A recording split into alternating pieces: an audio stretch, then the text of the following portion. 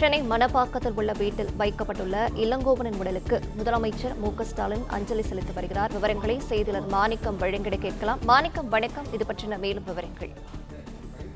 உடல்நலை குறைவின் காரணமாக உயிரிழந்திருக்கக்கூடிய காங்கிரஸ் கட்சியின் மூத்த தலைவர், ஈரோடு கிழக்கு சட்டமன்ற தொகுதியினுடைய உறுப்பினர் EVKS இளங்கோவனுடைய உடல் தற்பொழுது மியாத் மருத்துவமனையிலிருந்து அஞ்சலிக்காக அவருடைய இல்லம் அமைந்திருக்கக்கூடிய மணப்பாக்கம் வீட்டில் தற்பொழுது கொண்டு வரப்பட்டிருக்கிறது. இந்த உடலுக்கு அஞ்சலி செலுத்துவதற்காக தமிழ்நாடு முதலமைச்சர் ஸ்டாலின் அவர்கள் மற்றும் துணை முதலமைச்சர் உதயநிதி ஸ்டாலின் அவர்கள் நேரடியாக இல்லத்திற்கு வந்து அவருடைய உடலுக்கு அஞ்சலி செலுத்திவிட்டு அவருடைய குடும்பத்தினருக்கும் ஆறுதல் தெரிவித்திருக்கின்றனர்.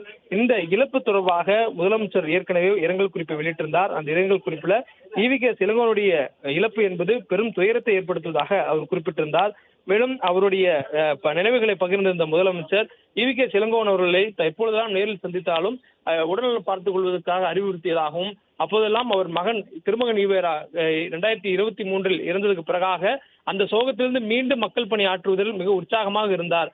அந்த சூழலில் பணியாற்றியவர் தற்பொழுது இல்லாதது மிகப்பெரிய வேதனை அளிப்பதாக முதலமைச்சர் அவர்கள் அந்த இரங்கல் குறிப்பில் தெரிவித்திருந்தார். தொடர்ந்து அவருடைய குடும்பத்தினருக்கும் அதே போன்று அவருடைய கட்சி, அவர் சார்ந்த கட்சியினருக்கும் அந்த ஈரோடு கிழக்கு சட்டமன்ற தொகுதியினுடைய மக்களுக்கும் தன்னுடைய ஆறுதலையும் இரங்கலையும் முதலமைச்சர் அவர்கள் தெரிவிப்பதாக அந்த இரங்கல் குறிப்பில் தெரிவித்திருந்தார். இந்த சூழல்ல உடல் இல்லத்திற்கு கொண்டு வரப்பட்டதும் முதல் ஆளாக முதலமைச்சர் அவர்களும் துணை முதல்வரும் ஒன்றாக இணைந்து இந்த உடலுக்கு அஞ்சலி செலுத்துவதற்காக நேரில் வந்திருந்தனர். மணப்பாக்கத்தில் இருக்கக்கூடிய EVKS அவருடைய இல்லத்தில் தற்பொழுது உடல் வைக்கப்பட்டிருக்கிறது.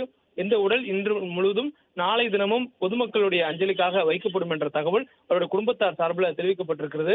தொடர்ந்து நாளைய தினம் 4 மணி அளவுல மண் மயானத்தில் அவருடைய உடல் தன்முறையில் தகனம் செய்யப்படும் என்பதும் ஒரு குடும்பத்தாருடைய தகவலாக சொல்லப்பட்டிருக்கிறது.